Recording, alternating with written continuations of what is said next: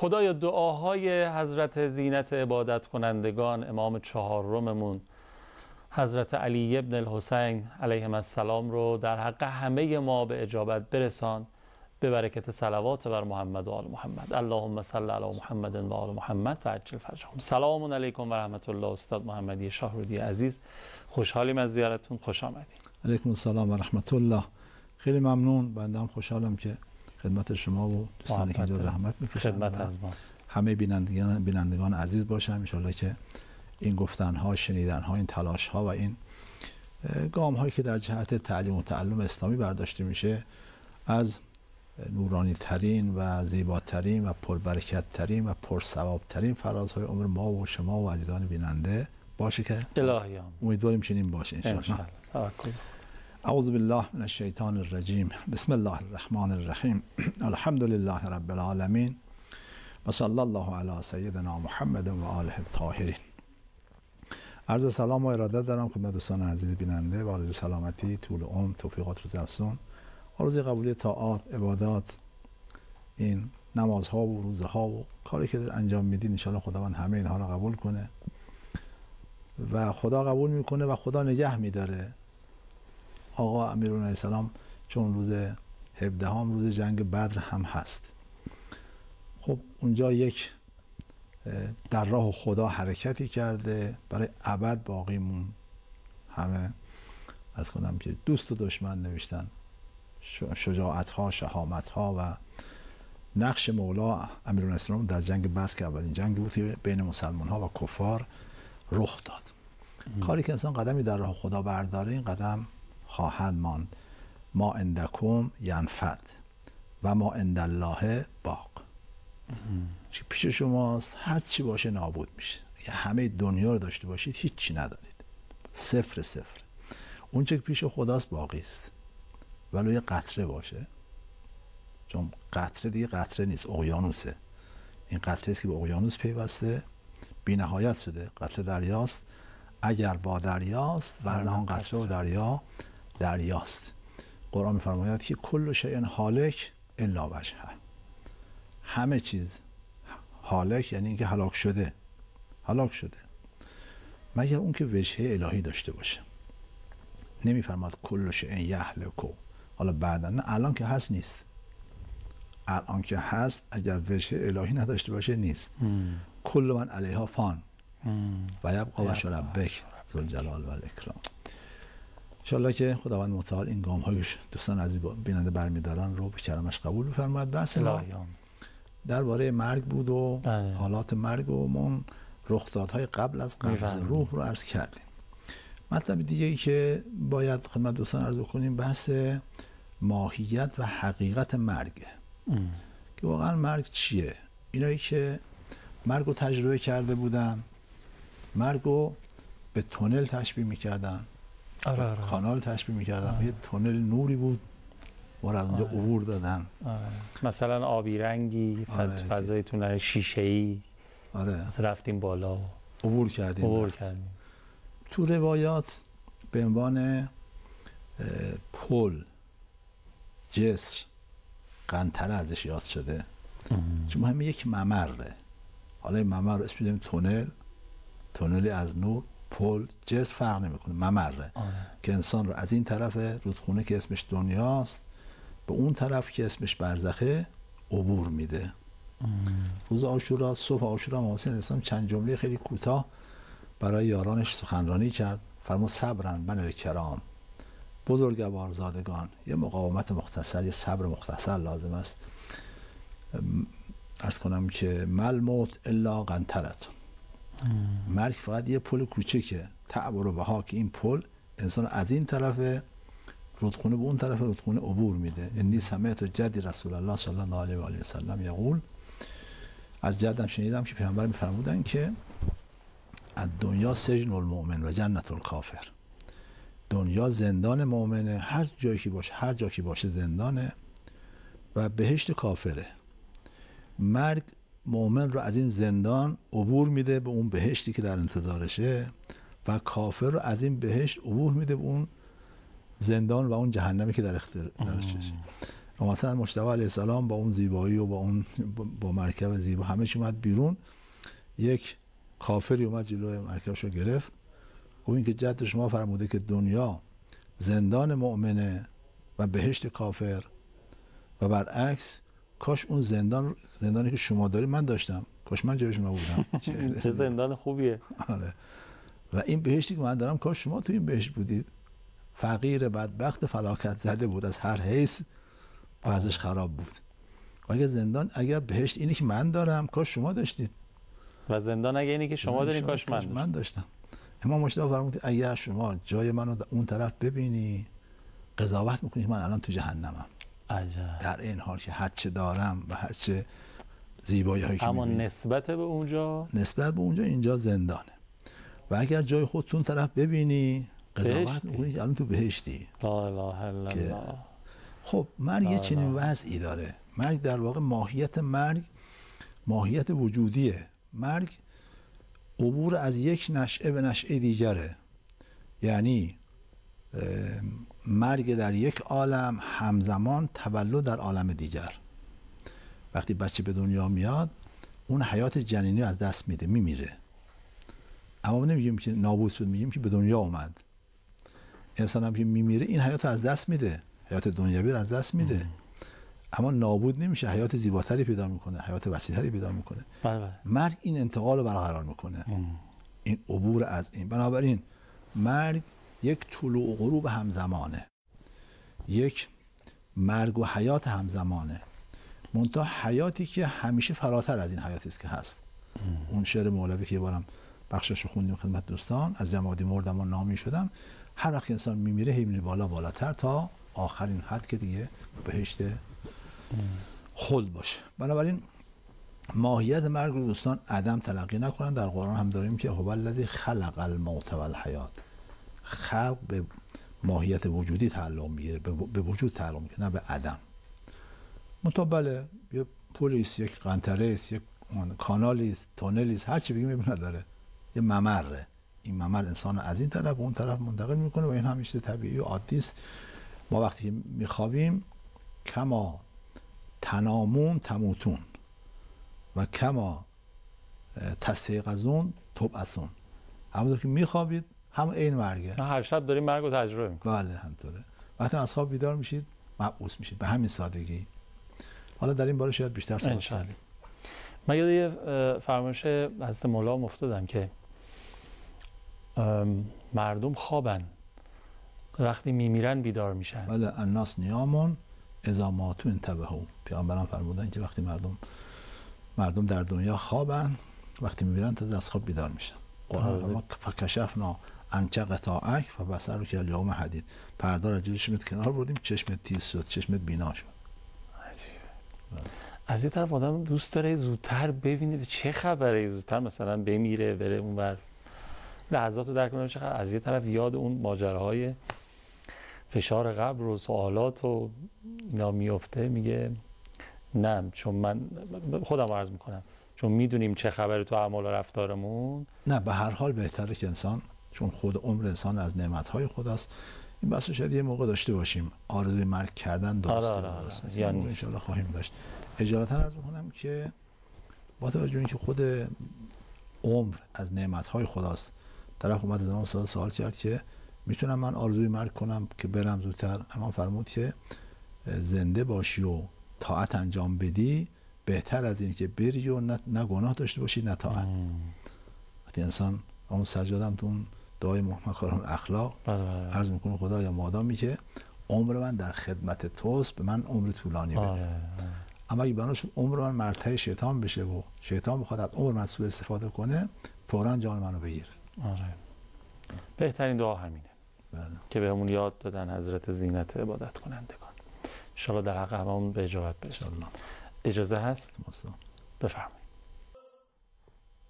میگویند پس از مرگ روح به بهشت و یا جهنم برزخی می رود. اما هیچ انسانی مطلقاً خوب و یا مطلقاً بد نیست. هر کس گناه‌ها و ثواب‌هایی دارد. روح افرادی که هم گناه و هم ثواب دارند به کجا می رود؟ این پرسش یکی از شما هاست که دارین الان برنامه خودتون رو تماشا میکنین، استاد زحمت میکشن پاسخ میدن. انسان ها در برزخ به 5 گروه تقسیم میشن.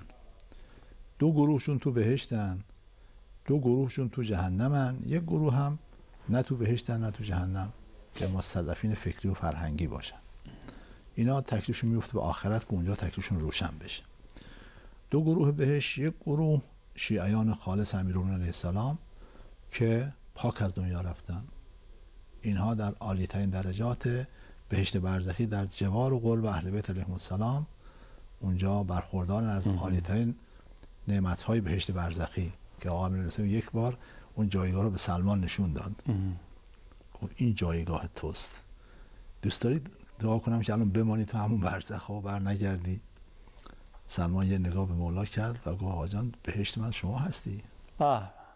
بله جانم. بهشت من علی بود، علی که از جمال او بهشت منجلی بود.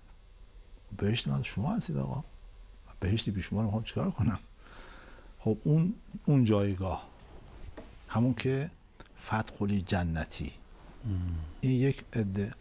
اللهم ارزق. اللهم ارزق. عده دوم کسانی که با ایمان از دنیا رفتن، انسان های معمول متوسط که اکثر ماها از همین دسته هستیم. ان شاء الله دوستان بیننده ما بالاتر از اینا باشن ان شاء الله، ولی غالبا از همین دسته هستن. خب پرسشگرای قبل میان سوال میکنن، وقتی پاسخ دادن خود همون فرشته ها قبرشون رو به اندازه وسعت بینششون توسعه میدن. به تعبیر چیز فرمود که یوسع، روایت اینجوریه که یوسع قبرهم مد بصره. اینا هم تو بهشت برزخی ان. این 2 گروه. 2 گروه هم تو جهنم برزخی ان. یک کسانی که اینا با کفر از دنیا رفتن، حق و نپذیرفتن، اونجا تو جهنم برزخی ان. و این جهنم ایمان تأثیر در سازندگیشون نداره. دسته دوم کسانی که تو سوال اومده، مؤمنینی که اینها مؤمن بودن ولی گناه هم داشتن، مؤمن فاسق، اینا میدن تو جهنم که پاک بشن. به میزانی که گناه کردن تو جهنم برزخی میمونن تا پاک بشن و بیان تو بهشت. گاهی همون تو عرض کنم که برزخ از جهنم منتقل میشن به بهشت برزخی. حضرت عیسی علیه السلام از این راه عبور میکرد، دید جوانی دید که یک مردی تو عالم برزخ تو جهنم داره عذاب میشه. سال بعد از همونجا عبور کرد، دید اون کسی که پارسال جهنمی بود امسال بهشتی شده و متنعم تو بهشت. پرسید خود ایشون پارسال جهنمی بود امسال بهشتی شده، چه اتفاقی افتاده؟ خداوند فرمود که ایشون پسری داشت، در طول سال گذشته کارهای خیر انجام داد، 2 تا کار خوب انجام داد. یتیمی رو پناه داد و جاده رو اصلاح کرد که مردم رفت آمد کنن. به خاطر کارهای پدر از جهنم برزخی به بهشت برزخی منتقل شد. پس این دسته دوم جهنمی ها، چون جهنم نتیجه کار خودشون هست، گناه کردن، هر مقدار اونجا میمونه این گناه یواش یواش پاک میشه تا از جهنم نجات پیدا کنن. چطور میشه؟ اول میرن جهنم تا پاک بشن، بعد میان تو بهشت. درست. اونایی که هم گناه دارن هم ثواب دارن. اول میرن جهنم، اول جاشون جهنمه، بعد پاک میشن، بعد میان تو بهشت. خیلی هم عالی، دست شما درد نکنه. خب یا حسین، این پیامکو بیننده که ارسال کردن قطعا اگر با کامیون نفرستاده باشن حتما با یه وانتی چیزی فرستادن، چون پیامک بعید میدونم این همه حجم از کلماتو بتونه در خودش جا بده. عرضم موضوع شما رو من میخونم، اگه برنامه تموم شد نصف سوال میمونه برای برنامه بعدی. گفتن که خسته نباشید، سوال من در مورد دنیای بعد از مرگ و به خصوص شب اول قبر هستش. از خیلی ها شنیدم که میگن شب اول قبر 2 فرشته به نامهای نکیر و منکر بالای سر فرد فوت شده میان و از او سوالاتی در مورد اعتقاداتش میپرسن. این موضوع برای من خیلی بی‌معنی و غیر منطقیه، چون وقتی ما فردی رو در بوته آزمایش و پرسش قرار میدهیم میتوانیم 2 هدف داشته باشیم. 1 اینکه فرد سوال کننده نسبت به علم طرف مقابل آگاهی پیدا بکنه. 2 اینکه شخصی که از او سوال می شود شناخت خوبی از خود پیدا کند. حالا که خدای ما که از همه چیز به ما نزدیکتر است و ما را بهتر از خودمان می شناسد، چه نیازی به آگاهی از طریق پرسش دارد؟ ما انسان ها نیز عقاید خود را به درستی می دانیم و خب این را هم میدانیم که نمیتوانیم چیزی را انکار کنیم. مثلا فشار قبر، اصلا فشار قبر برای ما چیست؟ چرا ما باید له بشویم؟ هدف از این کار چیست؟ آیا خداوند بلند مرتبه و مهربان با فشار قبر از مهمانهای شب اول خود پذیرایی می کند؟ استغفر الله. به نظر من اینها توهماتی ساخته ذهن بشرند. اگر من اشتباه فکر می کنم لطفاً به طور منطقی و به دور از هر تعصبی مرا راهنمایی بفرمایید. ببخشید پیامم طولانی شد، شما ببخشید من مزاح کردم باهاتون، اینا یه خورده برای اینکه فصل بهار و اینا، بهار در بهار داره طنز ماجرا، یعنی خیلی هم سوالتون به نظرم خوب بود، دست شما هم در نکن، ببخشید. بله عرض کنم که بله سوال شما، نظر شما اشتباه بود. چون این حرفا تراوش ذهن افراد نیست، اینا حرفای قرآنه، حرفای پیغمبر، حرفای اهل بیت علیهم السلام، با عقل هم منافات نداره، با علم هم منافات نداره و درست. وقتی اونا گفتن و با علم هم در تعارض نیست، با عقل هم در تعارض نیست و قرآن هم کلام خداست، دیگه خدشه کردن و تشکیک جایی نداره. اما مطالبی که شما گفتید خب درست نبود، اینکه شما فشار قبر رو معنی له شدن باشه گرفتید. خب ما راجع به فشار قبر صحبت کردیم توی یکی از برنامه‌ها، یا همون سوالات نکیر و منکر، اونم عرض خواهم کرد. فشار قبر رو ما گفتیم که نتیجه چیه. فشار قبر در واقع کار خود انسان هست. اونجا این کار زشت رو، حقیقت نمامی رو میبینه، ملکوت دو به همزنی رو اونجا میبینه. انقدر زشته، چون مثل تو به گردن خودشه ها، چون این خودش این کارا کرده دیگه. بله. نمامی او خلق کرده، همینطور. نمامی فرزند اوست، از گردنش باز نمیشه. اونجا که حقیقت نمامی رو میبینه آنچنان تحت فشار قرار میگیره که اگه برای این فشار فیزیکی و مادی باشه وقت قولش ما له میشد. این از این جنس فشار نیست، از جنس برزخه، از اون جنس فشاره. برای مطالبی که ایشون گفتن اینا در واقع تفکیک نکردن بین برزخ و دنیاست. قاطی شده دنیا با برزخ. فشار قبر که یک امر برزخیه با پرس شدن دنیا که یک امر اینا یکی گرفته شده. اینجوری نیست، جنس از جنس برزخ. فلسفه سوالات نسبت به سوالات هم اینجوری نیست که همیشه امتحان ها فقط یک هدف یا دو تا هدف داشته باشه. بله یک هدف امتحان اینه که ما طرف رو بشناسیم، سوال جواب اینه، ببینیم طرف چی بلده، مصاحبه میکنیم ببینیم طرف چقدر بلده. معلم امتحان میگیره سوال جواب که ببینه که شاگردش چقدر سواد داره. اما این تنها که نیست، گاهی برای رشد اون شخصه. شما دیدی که معلم ها گاهی امتحانات مرتب میگیرن در حالی که امتحان از اون امتحان هم نمره چیزشون هم نیست. یه مسابقه حساسی که بین دو تا تیم هست، مسابقه تدارکاتی میذارن دیگه. بله. تا اونجا اینا خودشونو بشناسن، نقاط ضعفشون، نقاط قوتشون رو بشناسن. گاهی امتحان برای اتمام حجته، ازش میپرسن من ربک، وقتی نمیدونه میفهمه خودش که وظیفه‌شو انجام نداده. اتمام حجت بشه که نگه که من چه گناهی کردم، میدونستم چرا نپرسیدیم، چرا من بایدم جهنم. اونجا اتمام حجت میشه. نکته بعدی این که خود این سوال و جواب برای مؤمن از لذت بخش ترین حالاته. این بچه زرنگ‌ها زرنگ روز امتحان، روز شادی و روز عیدشونه دیگه، خوشحالن که هرچی معلم سوال میپرسه اینا چیه، همیشه پاسخ معلم میدن، چقدر ذوق میکنن، چقدر خوشحالن. بچه تنبل‌ها چی؟ بله دیگه ناراحتن، روز عزاشونه. این خودش میشه یک نوع عذاب یا یک نوع شادی و پاداش. دقیقاً همون اتفاقی که شب و روز عید فطر میفته دیگه. بله که یوم الجوائزه. بله. برای بعضی ها یوم الجوائزه، برای یک عده یوم العذابه.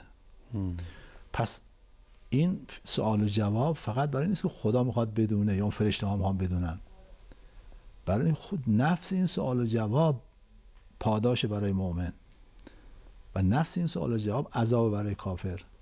تو چرا اینا رو باور نکردی و ایمان نیاوردی؟ مطلب بعد این که خدای متعال کاری رو بدون سبب نمیکنه. امام صادق فرمودن ابا الله ان یجعل الاشیاء الا باسبابها. این میخواد بره بهشت سبب میخواد بره جهنم علت میخواد. همینطوره. این سوال و جواب علت مشخص میکنه. ولذا همون فرشته ها وقتی سوال جواب پرسیدن قبرش رو تبدیل به بهشت میکنن. اونم چه بهشتی به میزان وسعت بصیرتش، بینشش قبرش توسعه پیدا میکنه. این بهشت رفتن و جهنم رفتن سبب میخواد. این سوال و جواب میشه سبب، چون خدا بدون سبب کاری انجام نمیده. پس این که شما گفتید که برای اینه که خدا بدونه، نه برای این نیست که خدا میدونه. برای اینکه خودش بدونه، نه خودش هم خودشو میشناسه. برای اینه که اتمام حجت بشه. برای اینه که کیفر این بی ایمانیش رو از اونجا شروع بشه. برای اینه که سببی برای اون چیزها باشه. نکته آخر که عرض میکنم، باز اون آثار تربیتی این سوال و جواب رو نباید ازش غفلت کرد. انسان میدونه که سوال و جوابی هست در دنیا، چه بسیار کارهایی که فقط به خاطر همین وجود این پرسش انسان در دنیا انجام میده. پس بله، سوال قبر برای خودش یک مجموعه ای از آثار تربیتی داره. نکته بعدی که عرض میکنیم دیگه تمام شد. ما اگه بخوایم قضاوت کنیم، نباید تحلیل های ذهنی خودمون رو که دلیل محکمی هم نداره، اینکه خدا مهربانه، بله مهربانه، اما همون خدایی که ارحم الراحمین است، تو این شب‌های ما رمضان میخونید دیگه، بله ارحم الراحمین است فی موضع العفو و الرحمه، همون خدا اشد المعاقبین هم هست بی موضع نکال و نقمه.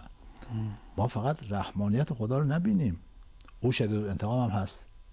اگه خدا فقط ارحم الراحمین بود که دیگه عادل نبود، دیگه حکیم نبود. بله مهربان ترین مهربان ها هست، اما عدالت اقتضا میکنه بین کافر و مؤمن چی باشه؟ فرق باشه دیگه. همینطوره.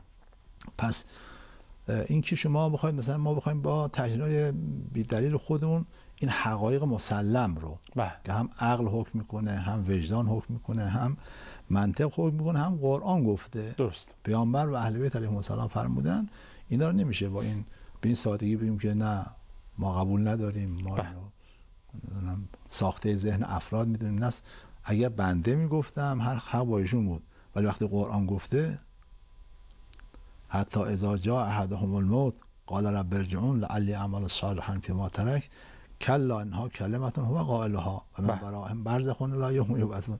چقدر از این آیات تو قرآن داریم. خیلی ممنونم استاد. بریم محضر نورانی قرآن کریم. بفرمایید. اللهم صل علی محمد و آل محمد و عجل فرجهم. خدا رو شکر که ما توفیق پیدا کردیم آیه 11 سوره مبارکه غافر رو، فکر میکنم اسم دیگه سوره مؤمن باشه، درسته، تلاوت کردیم. مفاهیم آیات باشه با استاد محمدی شاهرودی عزیز. بله. ربنا امتنا اثنتین و احییتنا اثنتین فاعترفنا بذنوبنا. پروردگارا دو بار ما را میراندی و 2 بار زنده کردی، حالا هم داریم به گناهانمون اعتراف میکنیم. کفار چنین حرفی رو در قیامت میزنن. اما اینکه 2 بار مردنشون کی بوده؟ 1 بار از دنیا مردن وارد برزخ شدن، 1 بار هم با سور اسرافیل از برزخ مردن وارد قیامت شدن. منظور اینه. پس دو تا مردن بود. مرگ از دنیا به برزخ، مرگ از برزخ به قیامت. این 2 بار حیاتی هم که میگن، یکی حیات در دنیا، یکی حیات در برزخ. حیات سوم رو نگفتن. انسان 2 تا مرگ داره، 3 تا حیات.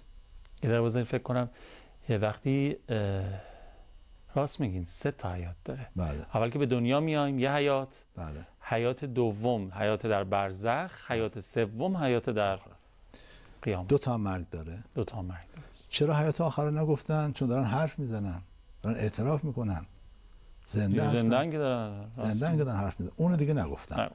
که الان دارن صحبت میکنن اون 2 تا حیات قبلی رو گفتن. بله. حیات دنیا رو گفتن، حیات برزخ رو گفتن، حیات سوم رو که دیگه در داخلش هستن لزومی نداره. بنابراین بله، انسان از زمانی که آفریده میشه 2 تا مرگ داره، 3 تا حیات. و کفار دارن این چیزها رو میگن. و اون حیات سوم دیگه مرگی نداره. نه دیگه، اون دیگه مرگی بعدش نیست. روز قیامت که میشه، مرگ رو به شکل گوسفند قوچ میارن تو صحنه محشر، ذبح میکنن. جالب. بله. بعد میگن اهل محشر ببینید مرگ مرد. مرگ مرد. بله. جمله جالبی. دیگه مرگ خبری نیست، نه تو بهشت نه تو جهنم، هیچ جا دیگه مرگ وجود دیگه هرچی هست حیاته. حیات هست و حیات. دیگه مرگ تموم شد، دیگه اون دوره مرگ تموم شد. خیلی عجیبه، خیلی عجیبه، خیلی عجیبه. بله درسته. خب پس این آیه که بیان فرمودن اولا که آیه حرف کفار بود، نه مؤمنین که اعتراف میکنن به گناهانشون که دیگه اون اعتراف هم فایده نداره. فاعترفنا بذنوب، اینا باید تو دنیا اعتراف میکردن که خدا هم ببخشدشون و گناهشون پاک بشه. اونجا دیگه اعتراف فایده نداره، ولی این سر رو اونها گفتن که قرآن هم البته این تفسیر دیگه هم داره این آیه. این که من عرض کردم به نظر خود بنده بهترین تفسیر که میشه ارائه داد. خدا خیرتون بده. خب عرضم به حضور شما که بریم سر طرح سوال بعدی. تا حالا شده تصور کنین که بهتون بگن مثلا 1 سال دیگه بیشتر وقت زندگی ندارین، چه کار و برنامه‌ای انجام میدین؟ یا مثلا بگن یک مریضی بی علاج گرفتین و کم کم باید از این دنیا تمام چیزهایی که دارین و باهاش زندگی کردین و بزرگ شدین خداحافظی کنین. ترسناکه نه؟ توی این مدت که فرصت دارین چی کار میکنین؟ نظر و نیاز و گریه و زاری و این طرف و اون طرف رفتن برای زنده ماندن چند روز بیشتر، یا همه وقتتون رو میگذارین برای خداحافظی و اینجور کارا؟ توبه. خب امروز به من اینو گفتن، مهدی هستم، 28 سال دارم، حس خجالت بهم دست داده از خدا، از این که بخوام توبه کنم و بهم بخندن و بگن حالا که فهمیدی رفتنی هستی اومدی، اما شاید ترفند شیطان باشه، دنبال واجبات قضا شده برم، شاید نرسم، شاید خیلی گناه کرده باشم، اما همیشه قلبا ناراحت بودم یا توبه کردم. حق الناس بعضی هاش برای آبروم خطر داره، باید چیکار کنم؟ بعضی هاش در دسترس نیست. اصلا توی این شرایط روحی باید بتونم خودم رو جمع جور کنم. حسابی به هم ریختم. آخه دلم برای پدر مادرم میسوزه. آخه در جوار خدا هست، شاید راه هم ندن نزدیک خدا، اما خدا که همه جا هست، تازه مهربونم هست. به نظر شما من باید چیکار کنم؟ اصلا توی این شرایط به ادامه تحصیلم در مقطع فوق لیسانس ادامه بدم تو این شرایط یا نه؟ و خیلی حسهای غریبه دیگه دارم که نمیتونم با کسی در میان بذارم. لطفاً به این مسافر کمک کنین. آخه من خبردار شدن که مدتی دیگه بیشتر زنده نیستن. البته 7-8 تا سوال بود. آره خیلی توش سوال بود. اگه لازم بود میخوام بگی من دونه دونه جایشو بگم. خیلی زیاد بود. آره این برنامه شد طرح سوالات اینجوری پرپیمون. بدونم قبل داشتیم. عرض میکنم که اولا این که همه ما مسافریم، او تنها مسافر نیست. ثانیا این که حالا بهشم بگن که 1 سال دیگه، 1 ماه دیگه، هیچ اعتمادی به این حرفا نیست. یعنی خدا نمیتونه که مثلا بیماری رو شفا بده. چرا نمیتونه؟ اهل بیت نمیتونه از خدا بخوان که انسان شفا پیدا بکنه. گاهی یک دعا اون قضا و مقدر رو کلا عوض میکنه. یه صدقه مرگ حتمی و محکم رو امام صادق فرمودن از صدقاتو تدفع میتة السوء، مرگ بد و دلخراش رو صدقه دفع میکنه. این که اونو ما قبول نداریم که بگیم که اگر معنای مسافر این باشه که انسان میخواد سفری بره، همه ما مسافریم. دیر و زود ممکنه داشته باشه ولی سوخت و سوز نداره. این برفی است که به بام همه خواهد بارید. اما این که به شما گفتن که مثلا 1 سال بیشتر زندگی، بی خود گفتن. شما هر بیماری که داری یه مقدار آب زمزم یا آب نیسان یا آب باران مثلا یه مقدار کمی تربت سید الشهدا توش حل کنن و 70 بار سوره حمد رو بخونن به اون آب. امام صادق فرمودن اگر سوره حمد رو 70 بار به مرده خواندید و زنده شد، تعجب نکنید.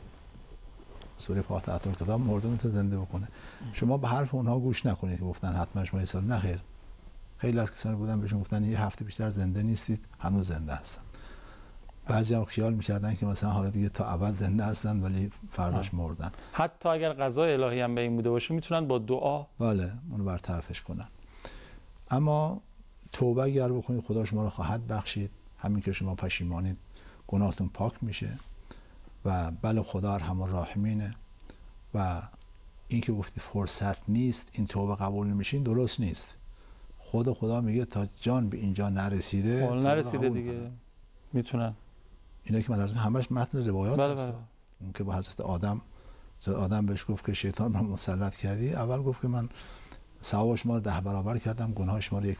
اینا رو گفت، آخر رسید به این که اگر فرزندانت تا جایی که هنوز جان به گلوشون نرسیده توبه کنم من قبول میکنم، حتی بعد از اون هم میبخشمشون و باکی هم ندارم.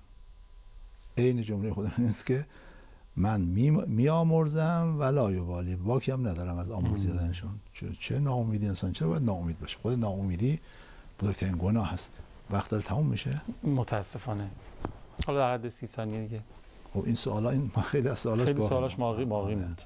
حالا میخواد که من تنقیدی وقت هست میخواین ما توی برنامه بعد، البته برنامه بعدمون میفته بعد از 6 جلسه بعد، میتونیم این سوال رو دوره مطرح بکنیم و قسمتایی که باقی مونده رو شما، چون سوال پرپیمون و جامعی بود، سوال خیلی ها ممکنه باشه شما پاسخ نداره.